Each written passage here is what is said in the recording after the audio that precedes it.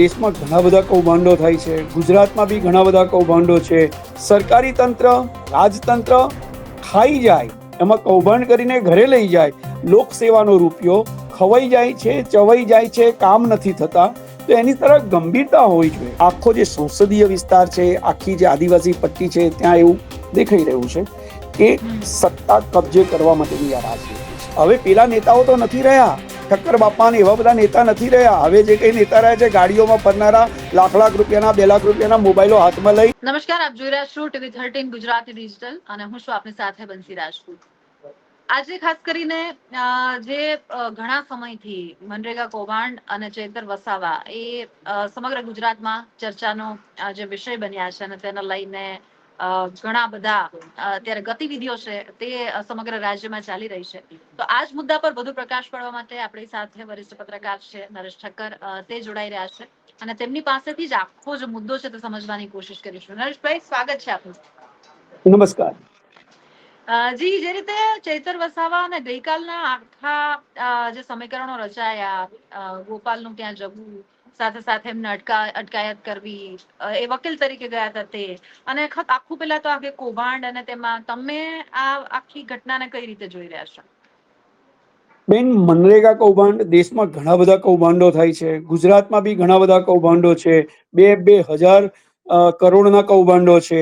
ભરૂચમાં અને દાહોદની અંદર જે મનરેગા કૌભાંડ થયું, મનરેગા કૌભાંડ એટલે ગંભીર છે કારણ કે એ શ્રમજીવીઓ માટે જે કંઈ એમને શ્રમદાન આપવાનું છે, એવા ગરીબના ઘરના પૈસા સરકારી તંત્ર, રાજતંત્ર ખાઈ જાય, એમાં કૌભાંડ કરીને ઘરે લઈ જાય.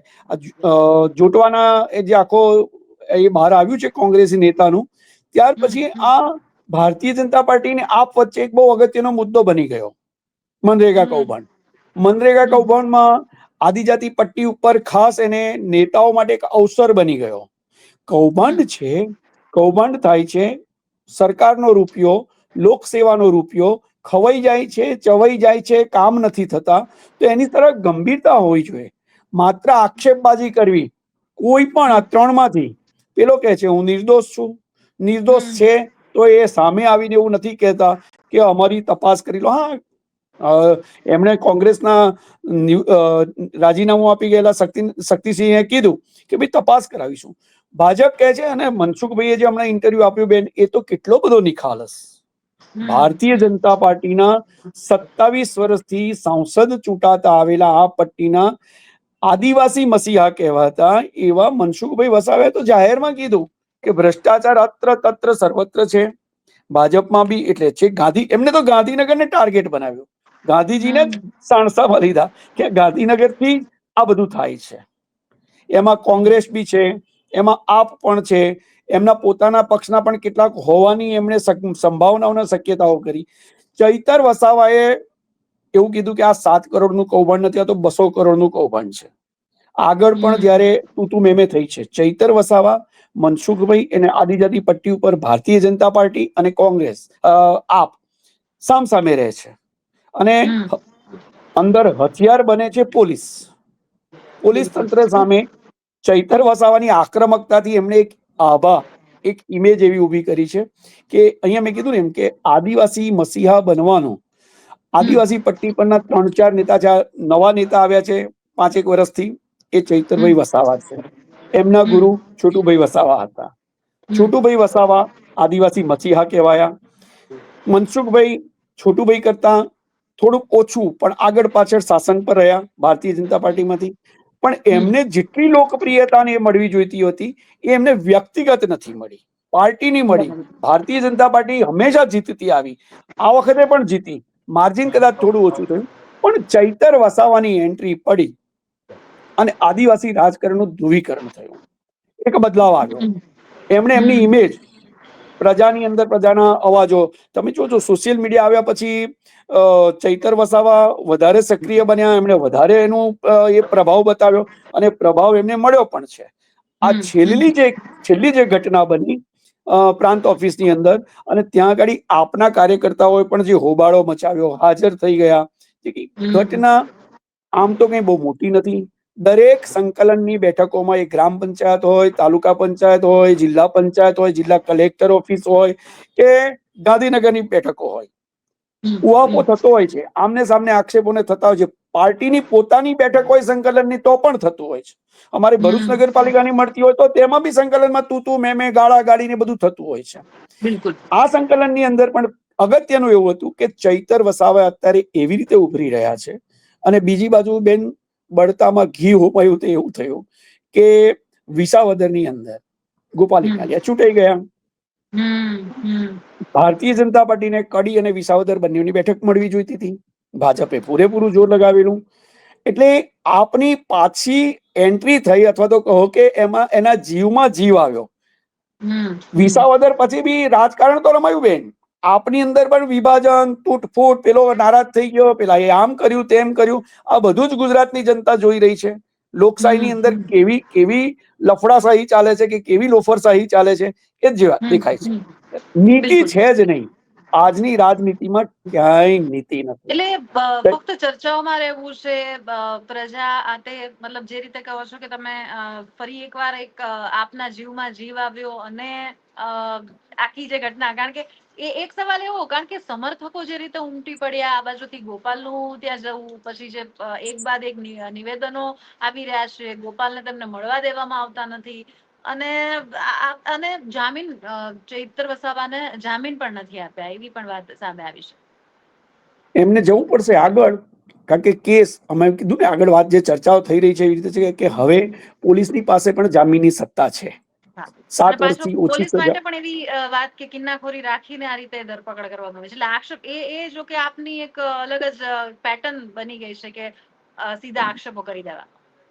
અત્યારે સ્પર્ધા જે ચાલી રહી છે ને એ જનતાના હૃદય કામ કરીને, વિકાસ કરીને, એમને જે કંઈ સુવિધાઓ જોઈએ છે એ આપીને એમનું હૃદય જીતવાને બદલે ચર્ચા, વિચારણાઓ, આક્ષેપો, જાહેરની અંદર તું મેં કરીને કે દબંગશાહી બતાવીને, બધાને દબંગ બનવું છે, બધાને બતાવી દેવું છે કે હું છું તો તમે બધા છો, પ્રજા છે. ચૂંટણીના ટાણે મત લેવાનું હોય ત્યારે વાત જુદી હોય, અને પછી સત્તા મળી ગયા પછી સાહેબ, એટલે તો મનસુખલાલે કીધું ને કે ભ્રષ્ટાચાર ક્યાં નથી, બધા જ છે. અધિકારીઓ છે, અધિકારીઓની સાથે રહેતી રાજનીતિ છે. અત્યારે તો આભૂષણ કહેવાય છે ભ્રષ્ટાચાર તો આજની રાજનીતિમાં. અને એ જ આક્ષેપો બધા, એક બાજુ ચૈતર વસાવા પણ જયારે આક્ષેપ કરે છે ત્યારે કે છે કે આણે આટલા કરોડ લીધા, મારી પાસે એ છે, પણ કોણ સાબિતી લઈને કોણ આવે છે ભાઈ? બિલકુલ. કામ કેટલા કરાવ્યા છે? નરેશભાઈ, એક તરફ હીરા જોડવાની જયારે આખી વાત આવી અને એમની ધરપકડ, આ તે બધું વસ્તુ સામે આવી, ત્યારબાદ હવે એમાં ચૈતર વસાવાની એન્ટ્રી થઈ. તમે કહો છો તેમ કે અત્યાર સુધી જયારે એક તો આદિવાસી બેલ્ટ હોય કે આ પ્રકારના નેતા, અને એ અલગ રાજકારણ જોવા મળતું હતું, આવી રીતે ફૂલ ફ્લેજ રાજકારણમાં આ રીતના એન્ટ્રી કે અંદરની હુસાતુસી અત્યાર સુધી આપણને નથી, કારણ કે કદાચ નેતાઓ એટલા જૂજ હતા, ઓછા હતા. હવે એમાં અંદરની હુસાતુસીમાં કોમ્પિટિશન વધી ગયું છે અને આ વધારે વધુ પડતું થઈ રહ્યું છે, એવું લાગે છે. આજનું રાજકારણ એક ઘટના હોય કે દુર્ઘટના, એનો કેટલો ફાયદો ઉઠાવાય, રાજનૈતિક ફાયદો કેટલો ઉઠાવાય બેન, એની પર ચાલે છે. પહેલેના સમયમાં તો છાપામાં તમારે એક જાહેરાત છપાવી હોય કે મેં આ કર્યું કે મેં પેલું કર્યું તો કેટલી મોંઘી ને એ હતી. હવે સોશિયલ મીડિયા આવ્યા પછી તો જાતે જ એક માણસને કેમેરો લઈને ઉભા રાખો અને પછી આણે આમ કર્યું, આણે તેમ કર્યું. એટલે કીધું ને, પ્રચાર પ્રસાર થકી જ રાજનીતિ ચલાવવાનો હવે વ્યાપાર શરૂ થઈ ગયો છે. તમારી લાગણીઓને, સત્યને, હકીકતને એટલું મહત્વ નથી મળતું. આ નાની ઘટના, આમ તો બિલકુલ નાની ઘટના છે, એક નાનકડા 2 તાલુકાઓની બેઠક મળી હોય અને એટીવીટી એવી નાના, જ્યાં 25-50 લાખ રૂપિયાની સેવાઓ માટે વાપરવાની ક્યાં છે, ક્યાં મુદ્દા છે, એને માટે એ મીટિંગ, ચર્ચા વિચારણા કરવાની હોય, અને ત્યાં સુધી ત્યાં ગાડી ચૈતરભાઈએ જો કંઈક એવું કૃત્ય કર્યું છે તો એને બી વખોડવું જોઈએ. પણ એને કૃત્યને એક ઘટના બનાવી દઈ, એક દુર્ઘટના બનાવી દઈ, એને કેટલી ખેંચાય, કેટલી ચગાવાય, કયા મુદ્દા સુધી લઈ જવાય, આક્ષેપો, પ્રતિ આક્ષેપો.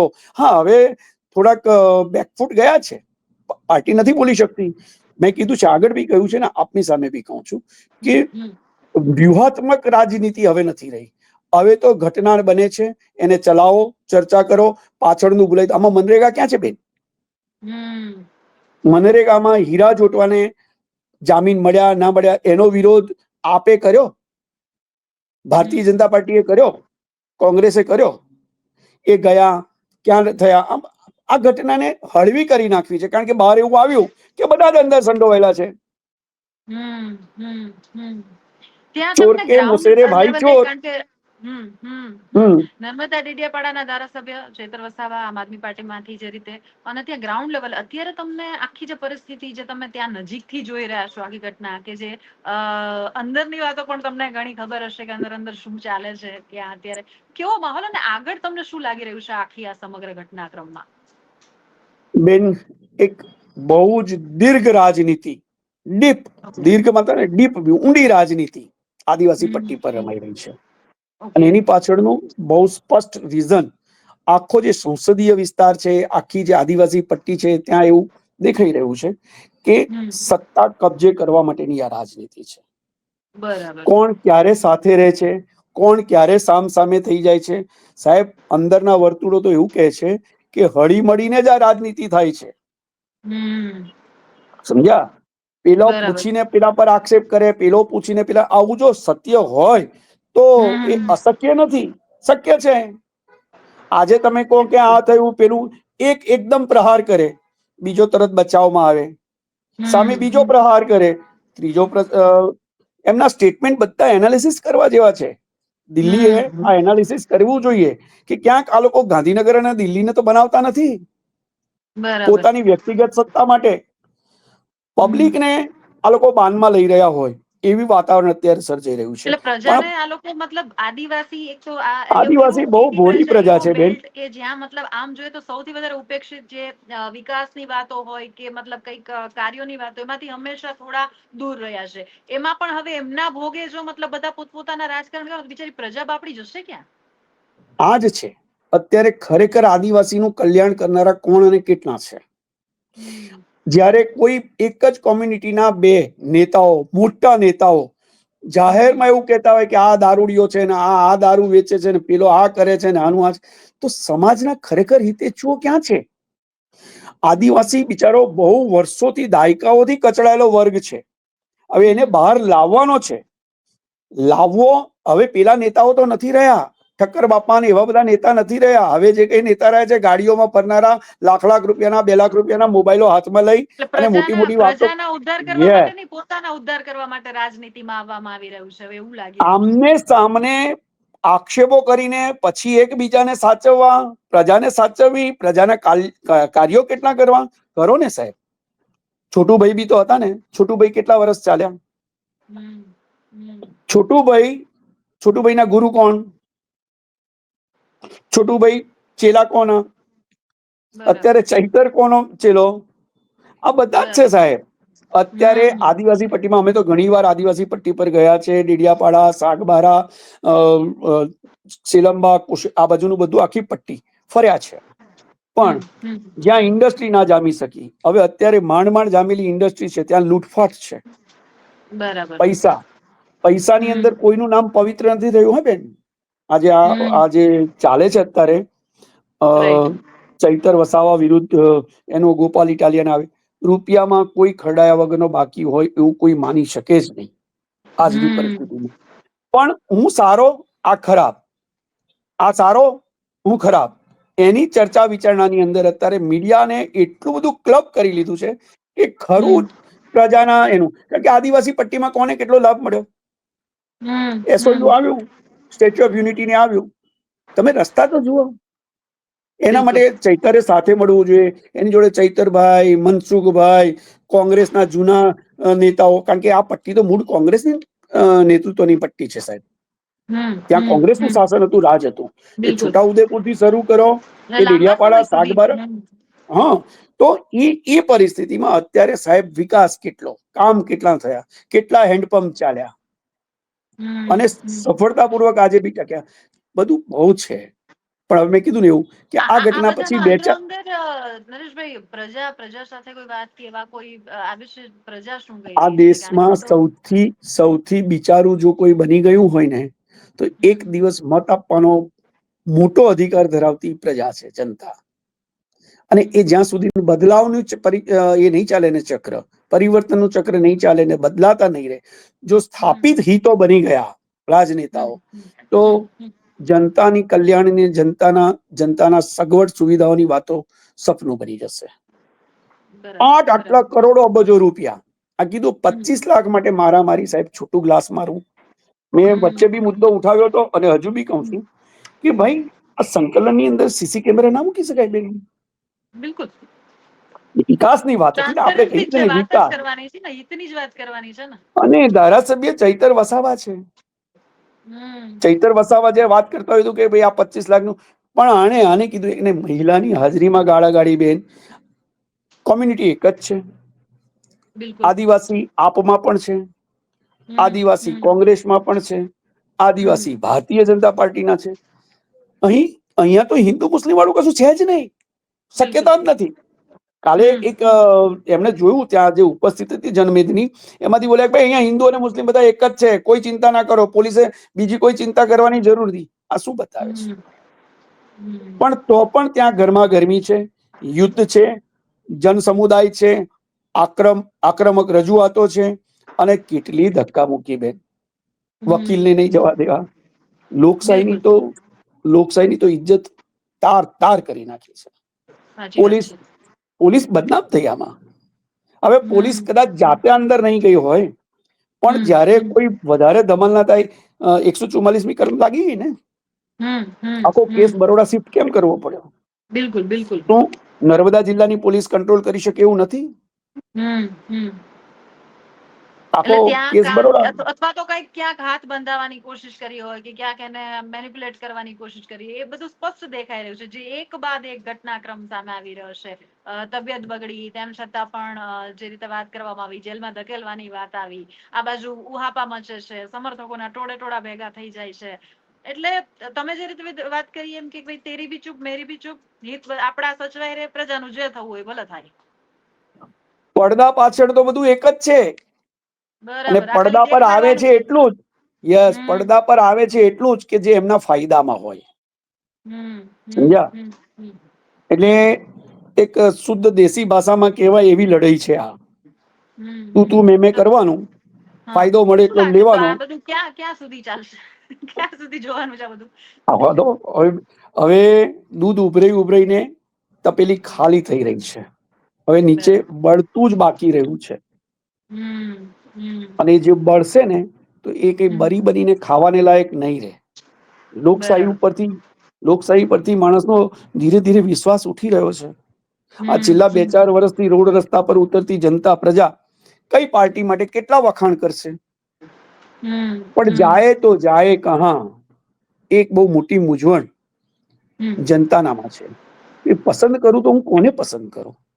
અને હું સારું પસંદ કરું તો એ ખરાબ થઈ જાય છે, ખરાબ તો સારું થવાનું જ નથી.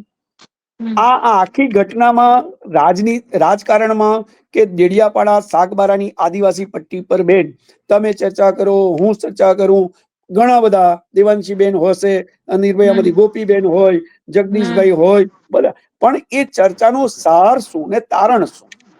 આપણે ચર્ચા કરવા માટે તો સારું છે.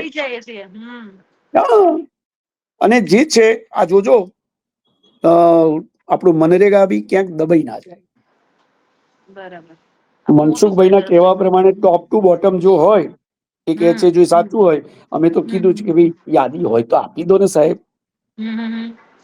આપણે મીડિયા પત્રકારો છે એને કોર્ટ કચેરીમાં લઈ જઈને કેસે કરો, કારણ કે નેતા તો કોઈ કરાવવા આવવાના નથી. એમને તો તમારો કેમેરો ક્યાં કેટલો મળે, અને કદાચ ખબર નહીં પ્રી પ્લાનિંગ કરીને એક્ટિવ થઈને આવતા હોય કે આટલું ઉગ્રતાથી બોલવાનું છે, આ મુદ્દો ઉછાળવાનો છે, આટલો આક્ષેપ કરવાનો છે, આનું આમ કરવાનું છે, તરત સામે બીજે કાઉન્ટર થાય, 2 દિવસ ચાલે ગરમા ગરમ, 5મે-6 દિવસે મુદ્દો બદલાઈ જાય. બરાબર. આ વારસામાં આવ્યું છે, વારસામાં, દિલ્હીથી.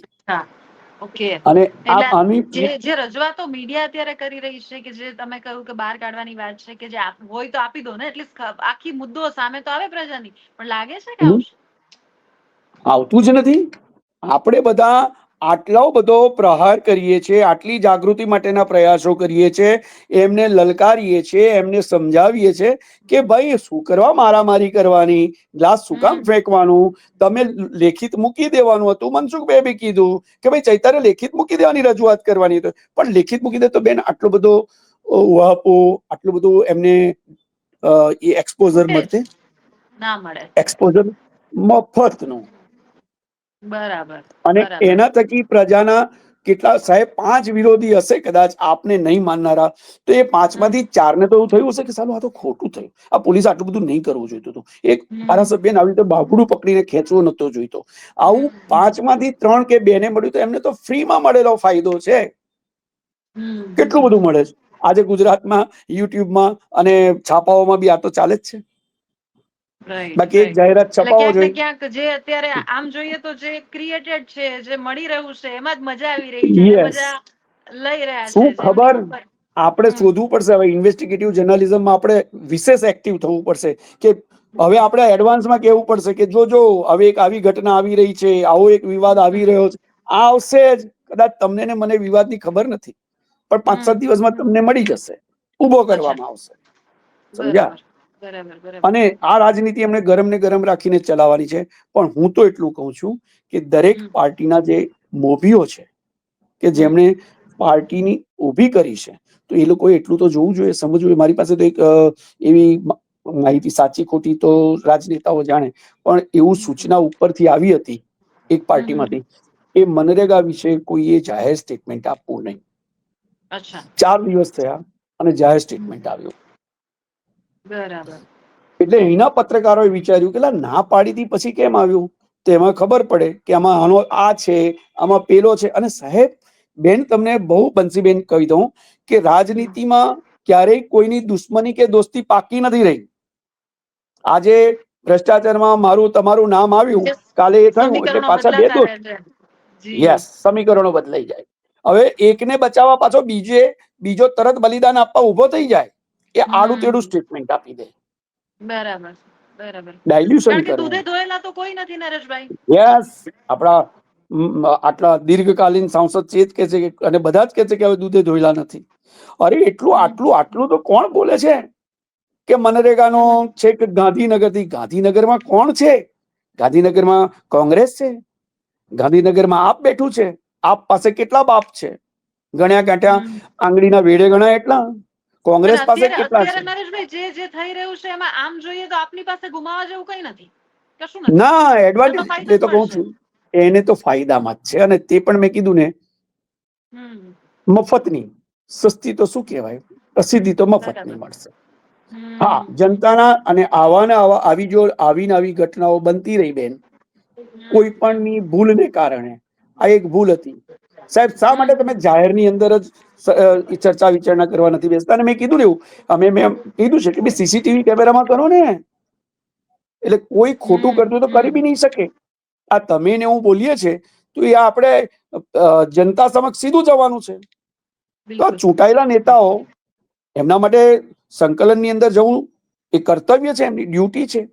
અને 25 લાખની પત્રકાર તરીકે નરેશભાઈ જીવ બળે છે, ક્યારેક એવું લાગે છે, કારણ કે પ્રજાની તો અત્યારે હાલત એવી થઈ ગઈ છે કે કોઈને પણ ચૂંટીએ ના ચૂંટીએ, વોટ આપીએ, કશો ફરક તો પડતો જ નથી. એટલે આટલી નિરાશાજનક પરિસ્થિતિ તો આપણે ક્યારેય પણ નહોતી જોઈ કે ભાઈ કોઈ નથી સાંભળવા વાળું, નથી કોઈ બોલવા વાળું, નથી કહીએ તો પણ કઈ થવાનું નથી, આવી પરિસ્થિતિ. આ નિરાશાનું અસર સીધી મતદાન દરમિયાન પડતી હોય છે. પણ બધા જાગૃત થાય, પાર્ટીઓ જાગૃત થાય. હા, બધા જ નેતાઓ, તમામ પાર્ટીઓ, એક મુદ્દો આવશે ને બંસીબેન, ત્યારે જાગી જશે. ક્યારે? એમનો પગાર વધારો કરવાનો આવશે ને, ત્યારે હમ સબ એક હૈ, ત્યારની અદ્ભુત એકતા હશે. પણ બધાએ ઇવન કામની વહેંચણીમાં કઈ નફાની વહેંચણીમાં કે ઘરની વહેંચણીમાં એક બની શકે છે, એ શક્ય છે. પણ કામ કરવાનું ત્યારે કોઈ એવું નથી કહેતો કે ભાઈ 1 કરોડનું કામ છે, ચાલો 40 લાખ આ બાજુ આપો, 60 લાખ રૂપિયાનું કામ આ એરિયાના. હું તમને ભરૂચ નગરપાલિકામાં વાત કરું, વોર્ડ પ્રમાણે પણ કોઈ મારો વોર્ડ છે, મને વધારે સારો છે, કોઈ કોન્ટ્રાક્ટર મારો છે, તો ત્યાં સાહેબ રકમ વધારે ખર્ચાય. એકના એક રસ્તા 4 વાર બને. કેમ બને?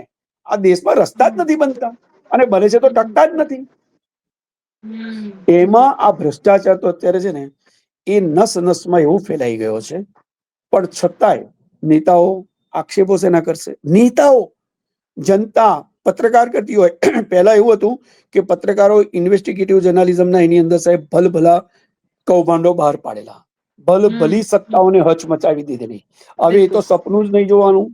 ભલભલી નહીં, નાનામાં નાની સત્તા, એ ગ્રામ પંચાયત, તાલુકા પંચાયત, જિલ્લા પંચાયતની સત્તા પણ ભ્રષ્ટાચારના નામે ક્યારે સત્તા વિહીન થઈ, પદ વિહીન બન્યા. પદ પર ચીપકી રહેવાનું, આક્ષેપો કરતા રહેવાનું, થતા રહેવાનું, તપાસ થાય, સેટલમેન્ટ થતા રહે, ભાગીદારી વધતી ઘટતી રહે. એટલે છે ને જનતા આવે એટલે સીધે સીધી આજે નહીં તો કાલે એમને લોકશાહી તરફ ઉદાસીનતા આવશે. પરિણામ એક પરિવર્તન તો આવવાનું છે. લોકશાહી જતી રહેવાની તો છે જ નહીં. ચેન્જીસ, પરિવર્તન આવતા આવતા સાથે કદાચ એના ચહેરા મોહરા બદલાશે, પણ જનતા જે લાખોની બલિદાન આપીને સ્વાતંત્ર્ય સેનાનીઓનું એક આપણે આઝાદી મેળવી છે, તો એ આઝાદી એટલી જલ્દી ખોવાઈ તો નહીં જાય. પણ હવે પબ્લિક હારતી જાય છે. પાર્ટીઓ નથી હારતી, નેતાઓ નથી હારતા, પ્રજા હારી રહી છે. પણ છતાં સાલી કમનસીબી એવી છે કે જીત તો આ ખોટા સિક્કાઓ જેવો કેટલાય નેતાઓ જીતી જતા હોય છે, જેને પ્રજાના નામે વાતો કરી. બિલકુલ. છેલ્લો સવાલ મારો આપને રહેશે કે જે રીતે ખેંચતાણ, ઊંચા તુલસી અને જ્યાં સુધી આ મેટરને ખેંચી શકાશે એટલી એ લોકો તો ખેંચી જ લેવાના છે, પરંતુ તમે જે વચ્ચે વાત કરી કે આમાં મનરેગા કદાચ ખતમ થઈ જાય એટલે ખરેખર જે લોકો માટેની અમે કેમિસ્ટ્રીમાં એક રૂલ હોય બેન કે એસિડમાં જેટલું પાણી નાખતા જાઓ એટલું ડાયલ્યુટ થઈ જાય. પછી તેમાં આંગળી નાખીને હલાવો ને તો પણ એ એસિડ નથી રહેતો. કૌભાંડની વાતને જેટલું ઘણું લઈને વલોવ કરો એમાં માખણ તરીને લઈ લેશે, સમજી ગયા? નીચે તો પેલું જે દ્રાવ્ય રહી જશે એ બિલકુલ બિન ઉપયોગી અથવા તો ભૂલાઈને ઢોળાઈ જશે. આ મનરેગાની બી આ જ હાલત થવાની છે. લખી રાખજો. ચૈતરભાઈ ચાલશે, મનસુખભાઈ ચાલશે, ત્રીજો કોઈ ઉભો થશે, છોટુભાઈ કદાચ થોડોક એમાંથી ફાયદો લેશે, કોઈ પણ બધા બહુ નવા નેતા આવશે. ગોપાલ ઇટાલિયા બી એમની ઇમેજ બનાવી ચુક્યા છે, એમણે પોતાનું એ સાબિત કરી દીધું છે, કરશે. ભાજપ પાછી મેદાનમાં આવશે. એટલે મેં તો એક જગ્યાએ કીધું છે બંસીબેન કે હવે કામ કરીને નામ બનાવવાનું છે. આક્ષેપોને ગાળાગાળી કરીને કે મીડિયામાં ઇન્ટરવ્યુ આપીને કે છાપાઓમાં જાહેરાતો આખા પેજની આપીને તમે પ્રજાને સંતોષી નહીં શકો. બહુ લાંબુ નહીં ચાલે. બિલકુલ. અને આક્ષેપોને જે રીતે એમાં પણ તમે કદાચ તમે જ કયા પક્ષમાં કે ક્યારે ક્યાં જતા રહો. હમણાં એક મારા પત્રકાર મિત્રએ લખ્યું છે, એને એનું સપનું વર્ણવ્યું છે કે હું કર્યું ને આ ચૈતરભાઈ વસાવાને લઈ ગયા, એની સાથે તારે પોલીસની સાથે એમની જોડે આપનો ખેસ હતો અને પછી બહાર નીકળ્યા તારે એ જ પોલીસ વાળા જોડે હસતા બહાર આવેલા અને એકદમ મેં જોયું તો એમાં કેસરીયો ખેસ હતો અને મારી આંખ ખુલી ગઈ.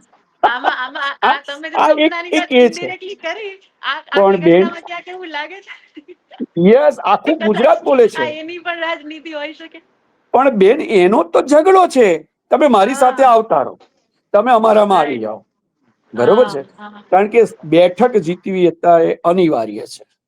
બરાબર. એ બેઠક પર ભાજપમાં મનસુખભાઈ હોય, ભાજપમાં છોટુભાઈ નો મહેશ હોય, છોટુભાઈ હોય કે ચૈતર વસાવા હોય. અને આ જ આદિવાસી પટ્ટી પછી એક દાડો કંઈક એવું ના ફીલ કરે, ડીપલી ફીલ કરશે કે અમે તો મૂર્ખ બન્યા.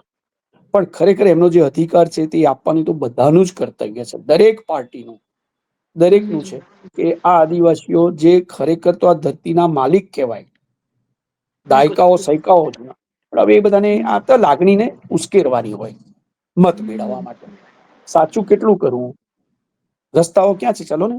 અને નરેશભાઈ, નૈતિકતા કેમ શીખવાડવી આમાં? તો હવે સાહેબ, નૈતિકતા સ્કૂલોમાં નથી શીખવાતી. તમે જે કર્મ પથ પર ચાલો છો, તમે જે કર્મ કરો છો, જે કાર્ય કરો છો, હું પત્રકારત્વમાં છું, તમે પત્રકારત્વમાં છો, હું રાજનીતિમાં હતો બેન, નતો એવું નહીં. આજે બી આપણું જે ચોથી જાગીર છે એ લોકશાહીનો ચોથો સ્તંભ છે. તમારું ને મારું કર્તવ્ય છે કે રાજકારણીઓ સાથે રહેવું, મળવું, જાણવા, સમજવા, ખોટા હોય તો એમને ખંખેરવા, સાચા હોય તો એમને બિરદાવવા. રાજકારણનો આપણે બી તો એક પાર્ટ છે, પણ થોડીક અલગ દિશાનો. પૂર્વ, પશ્ચિમ, ઉત્તર, દક્ષિણ હોય, અને એ બનતું હોય તો એ રીતનું છે. પણ તમે જે કીધું ને એવું ખાનદાની ખરીદવાથી નથી આવતું, પણ તમારા સંસ્કાર આવે, શિસ્ત હોય, સંયમ હોય. If you want to do something, give back to society. હવે અત્યારે આ રાજનીતિમાં તો સપનું છે, પણ માનો પ્રાર્થના કરો, ભારત માતાને કરો. અને આપણે આશા, કારણ કે આપણું તો કામ જ છે સવાલો ઉઠાવવાનું, જે આપણું પ્રશ્નો હા છે એને નથી મૂકી ગમતું દેવાના. બંસીબેન, નથી ગમતું, અમને બી નિશાન બનાવવામાં આવે છે ચૂપ કરવા માટે. હું વ્યક્તિગત અનુભવ, મને 30 વર્ષ થયા જ્યારથી હું પત્રકારત્વમાં છું, એના 2-4 વર્ષ પહેલાથી મનસુખભાઈ રાજનીતિમાં છે. અમારી મિત્રતા બી, આપણે દરેક પત્રકારને દરેક રાજનીતિજ્ઞ સાથે લવ એન્ડ હિટ નો રિલેશનશિપ રહેવાની છે, પ્રેમ અને તિરસ્કાર. તમે સાચા છો તો અમે તમને પ્રેમ કરીએ છીએ, તમે ખોટા છો, તમે જનહિતમાં નથી, તમે જનતાને અવોઇડ કરો છો, નિગ્લેક્ટ કરો છો, તમે ખોટું કરો છો. અરે ભાઈ કમાઓ, એને તમે ધંધો બી બનાવો તો એક લેવલ સુધી જ ધંધો બનાવો, પણ 60-40, 50-50, 70-30 તો કરો. પણ હવે તો અત્યારના સમયમાં ક્યાંય નથી જોવાતું. ક્યારેક આપણને બી મૂંઝવણ થાય છે કે આપણે તો આ બધા ક્ષેત્રને છોડી દેવાનું હવે યોગ્ય નથી લાગતું, પણ આત્મા સ્વીકારે નહીં. જો પત્રકાર હોય તો પત્રકારનો ઓરિજિનલ આત્મા હોય તે સ્વીકારતો નથી. To fight for the freedom. આપણે તે વખતે આઝાદીમાં નથી લડી શક્યા, આઝાદીનો જંગ લડવા નથી ગયા, પણ પત્રકારો આજે એક નવી આઝાદીના જંગમાં બધાને હું જોઉં છું. સિપાહીઓ જરૂર બની યસ, ગયા છે. સૈનિક. તમે સૈનિક બનવાનું છે અને આપણે બનતા રહીશું. બરાબર છે. થોડામાં ઘણું બધું તમે મને કહી દીધું છે, અને જે ઘણી બધી એવી વાતો છે જેના પર ઇંગ્લિશ સમજદાર કો ઇશારા કાફી હોતા હૈ. ખૂબ આભાર તમારો કે જે રીતે તમારો મને સમય આપ્યો, અને આપણે જોડાતા રહેશું આ જ પ્રકારના મુદ્દાઓ સાથે. થેન્ક યુ સો બિલકુલ. Much for your time. Thank you very much. Thank you. તો જે રીતે નરેશભાઈ આખી જે વાત છે ચેતર વસાવાની, અત્યારે જે ધરપકડને લઈને આખો ઘટનાક્રમ, છોટુ વસાવાથી લઈને મહેશ વસાવા, તમામની એમને વાત, અને અત્યારની જે ગ્રાઉન્ડ લેવલ પર નર્મદા જિલ્લા કે ભરૂચની જે આખી પરિસ્થિતિ છે તેને ઘણી બધી રીતે એમને ઇંગિત કરી છે કે હાલ ક્યાંક ને ક્યાંક આ અંદરો અંદરની પ્રજાની નહીં, પરંતુ અંદરો અંદરની લડાઈ છે. અને આમાં કદાચ મનરેગાનો ભોગ લેવાઈ જાય તો પણ નવાઈ નહીં, કારણ કે આ આખું જે રાજકારણ છે અત્યારે ક્યાંક ને ક્યાંક વ્યક્તિગત ધોરણે અંદરના સમજાવટથી થઈ રહ્યું હોય એ પ્રકારની પરિસ્થિતિ છે તે અહીં જોવા મળી રહી છે. આ જ પ્રકારની ઘટનાઓ અને મુદ્દાઓ સાથે હું તમારી સમક્ષ આવતી રહીશ. જોતા રહો TV13 ગુજરાતી. નમસ્કાર.